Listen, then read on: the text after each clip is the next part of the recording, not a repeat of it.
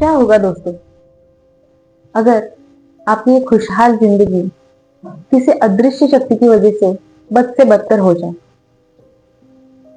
जानेंगे आज मेरी नई कहानी करनी में। नमस्कार दोस्तों, आप सबका स्वागत है मेरी अज्ञात कथाएं अज्ञात गोष्ठी इस YouTube चैनल पे। ऐसी ही मिस्टीरियस हॉरर और भयानक कथाएं सुनने के लिए मेरे चैनल को जरूर सब्सक्राइब कीजिए। तो चलिए चलते हैं हमारी आज की कहानी की तरफ। ये कहानी महाराष्ट्र के कोल्हापुर जिले के एक छोटे से गांव में रहने वाले एक लड़के की है जिसका नाम है राज। वो मेरे एक फ्रेंड का रिलेटिव है। तो ये राज जो था वो अपने कॉलेज के लास्ट ईयर में था। पढ़ाई में तो वो एवरेज था, लेकिन खेल उसका पैशन था। क्रिकेट में वो एकदम मास्टर ब्लास्टर था। जब वो कॉलेज में था तभी उसने कुछ इंटर कॉलेजेस, नेशनल मैचेस, यहाँ तक कि इंटरनेशनल मैच भी खेले थे।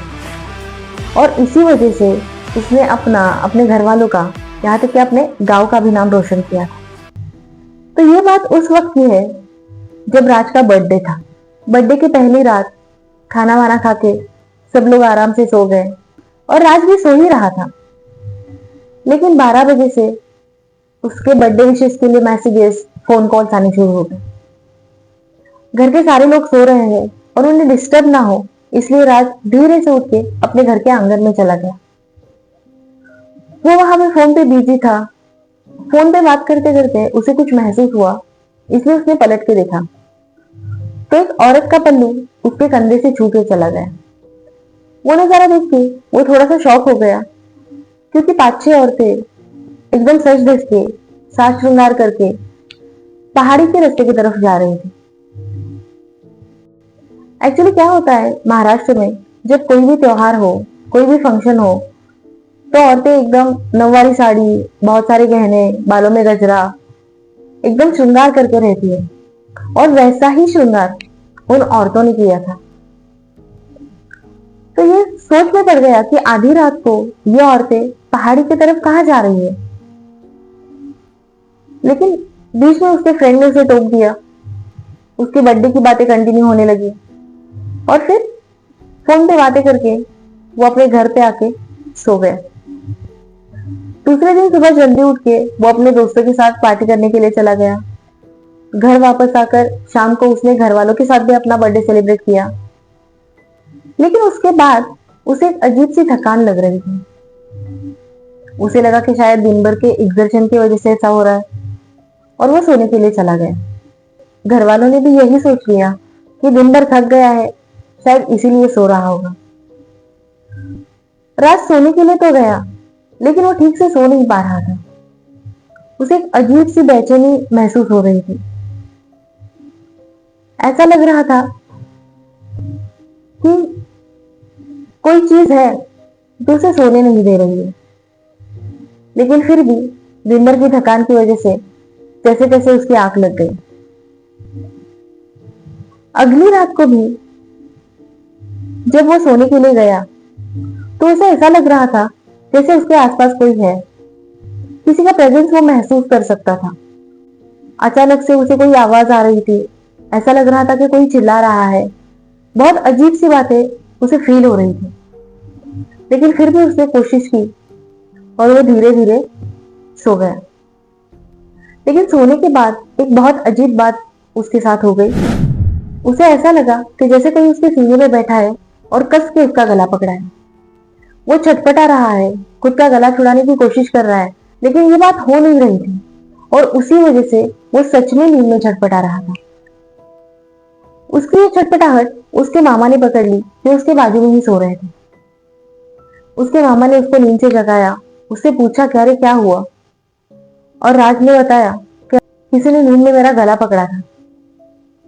तो मामा ने हंस के वो बात टाल दी। मामा ने बोला कि शायद तूने बुरा सपना देखा होगा, तू जाके पानी पी ले और आराम से सो जा। राज ने भी यही सोचा कि शायद बुरा सपना होगा। वो उठ के किचन में गया, पानी पिया और तभी उसका ध्यान किचन की खिड़की की तरफ गया जो खुली रह गई थी। तो खिड़की बंद करने के लिए उसने जैसे ही खिड़की से अपना हाथ बाहर निकाला बहुत जोर से चीख कर वो बेहोश हो गया। फिर से घर वाले जमा हो गए, उसके मुंह पर पानी डाला, उसको उठाया, उससे पूछा क्या रे क्या हुआ। और राज ने कहा कि जब मैं खिड़की बंद करने गया, किसी औरत ने मेरा हाथ पकड़ा। अब घर वालों ने भी यही सोचा कि रात के 12-1 बजे कौन सी औरत इसका हाथ पकड़ने आएगी। फिर भी घर वालों ने लाइट लगाया, बाहर जाके देखा, लेकिन बाहर तो एकदम सुनसान था। लेकिन राज का यही कहना था कि उसका हाथ एक औरत ने ही पकड़ा था, क्योंकि उसके हाथ में हरी चूड़ियों का चूड़ा पहना हुआ था। घर वाले टेंशन में आ गए, लेकिन राज की दादी ने घर वालों को समझाया। उसने कहा कि शायद लड़के को किसी की नजर लग गई होगी। और महाराष्ट्र में ये बहुत कॉमन बात है, अगर कोई बच्चा, कोई घर वाला बीमार पड़ता है या उसकी तबीयत खराब हो जाती है या उसे नजर लगती है तो उसे उतार के रखते हैं। दादी ने भी वही किया, उसकी नजर उतार के घर के बाहर रख दी और उसको सोने के लिए कहा। उसके बाद थोड़ा रिलैक्स होकर रात सो गया। उस रात तो उसकी नींद पूरी हो गई। अगली रात रात सोने के लिए चला गया। जैसे तैसे करके वो सोने की कोशिश कर रहा था और उसकी आंख लग गई। लेकिन सपने में उसने देखा कि एक औरत उसके सीने पे बैठ के उसका गला पकड़ रही है, उसे बोल रही है कि तू मेरे हाथ से नहीं बच सकता। और हद तो तब हो गई जब राज ने पहचान लिया कि ये वही औरत है जिसका पल्लू उसके कंधे से लगा था जब वो बर्थडे विशेष की बातें अपने घर के आंगन में कर रहा था।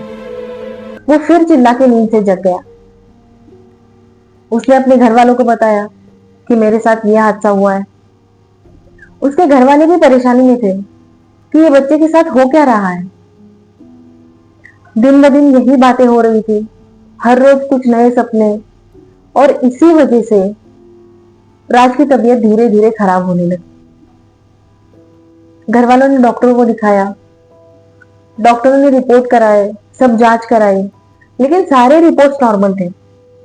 लेकिन दिन ब दिन उसकी हालत खराब होती जा रही है।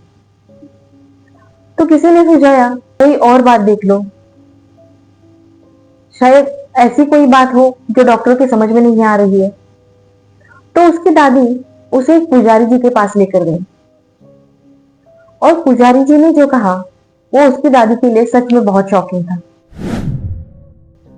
पुजारी जी का कहना था कि इस पे किसी ने करनी की है। तो फिर दादी ने बोला कि प्लीज आप मेरे बच्चे को इस सब से छुड़ा दीजिए। पुजारी जी ने कहा कि जो मेरे हाथ में है, जो मैं कर सकता हूं वो मैं करूंगा। पुजारी जी ने अपनी विद्या का इस्तेमाल करके वो सब किया जो वो करने उतारने के लिए कर सकते थे। और इस सारी प्रोसेस में 7 से 8 महीने चले गए। फिर भी राज की हालत में कोई भी फर्क नहीं पड़ रहा था। उल्टा राज की हालत दिन ब दिन और बदतर हो जा रही थी। अब तो हालात ऐसे थे कि राज अपनी जगह से उठ भी नहीं सकता था।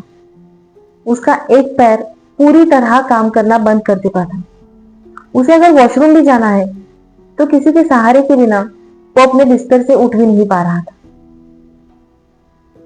घर वाले भी परेशान हो रहे थे। कोई कह रहा था कि शायद कोई मेडिकल ट्रीटमेंट होगी जिससे वो ठीक हो जाए, लेकिन घर वाले हर हर पॉसिबल मेडिकल ट्रीटमेंट कर रहे थे। ताज्जुब की बात यह थी कि उसे सारे रिपोर्ट्स नॉर्मल थे, लेकिन वो ठीक नहीं हो पा रहा था। तो घर वालों ने पुजारी जी से पूछा कि क्या कर सकते हैं। तो पुजारी जी ने कहा जो मेरे हाथ में था वो सब मैं कर चुका हूं, इससे ज्यादा मैं और कुछ नहीं कर सकता। हाँ, लेकिन एक मदद मैं आपकी कर सकता हूं। मैं आपको अपने गुरुजी का नंबर देता हूं, आप उनसे कांटेक्ट करिए, वो जरूर आपकी मदद कर देंगे। तो राज और उसके घर वाले दूसरे वाले गुरुजी के घर चले गए, उनसे मिले। वो गुरुजी एक सिद्ध पुरुष थे। उनके घर में एक सिद्ध देवी का स्थान था। गुरुजी ने सारी बात समझ ली और उन्होंने भी वही कहा जो पहले पुजारी जी ने कहा था। राज चल ना सके, इसके लिए उसके पैरों के नीचे की मिट्टी उठा के किसी ने उस पर बहुत जबरदस्त करनी करी। लेकिन गुरुजी ने यह दिलासा भी दिलाया कि मैं आपकी मदद करूंगा। तो एक तरफ दवाइयाँ, हॉस्पिटल और दूसरी तरफ गुरुजी के कुछ मंत्र, टोटके, कुछ धागे डोरे, ये सब चीजें साथ साथ चल रही थी। और धीरे धीरे राज की तबीयत में सुधार होने लगा। वो धीरे धीरे उठकर बैठ सकता था, एक दो कदम चल सकता था। लेकिन ये सारी प्रोसेस में कम से कम 2.5 से 3 साल चले गए। उन गुरुजी की मदद से राज पूरी तरह से ठीक हो गया। आज राज एक खुशहाल जिंदगी जी रहा है, लेकिन उसका जो पैशन था वो खत्म हो गया। इन 3 सालों में उसका क्रिकेट का करियर पूरी तरह से खत्म हो गया। अब ये कहानी सच है या झूठ है मुझे नहीं पता, लेकिन बहुत बार हम ऐसा देखते हैं कि किसी की तरक्की किसी और की नजरों में नासूर बन जाती है। कोई ऐसा इंसान जो अपने खुद की हिम्मत पे तरक्की कर रहा है, उसकी तरक्की रोकने के लिए बहुत सारे लोग करनी जैसे निगेटिव वेज का यूज करते हैं। अब राज तो शायद उसके घर वालों की विल हो या फिर उसकी विल हो, इन सारी चीजों से बच गया, लेकिन हर कोई ऐसे बच नहीं पाता। आशा है आपको मेरी ये कहानी अच्छी लगी होगी। मेरी कहानी को लाइक करें, शेयर करें, मेरे चैनल को सब्सक्राइब करें। और अगर आपको भी ऐसी कोई करनी की या फिर नेगेटिव पावर्स की कहानियां पता हो तो आप मुझे जरूर कमेंट करके बताएं। हम मिलते हैं अगली कहानी में, तब तक के लिए धन्यवाद।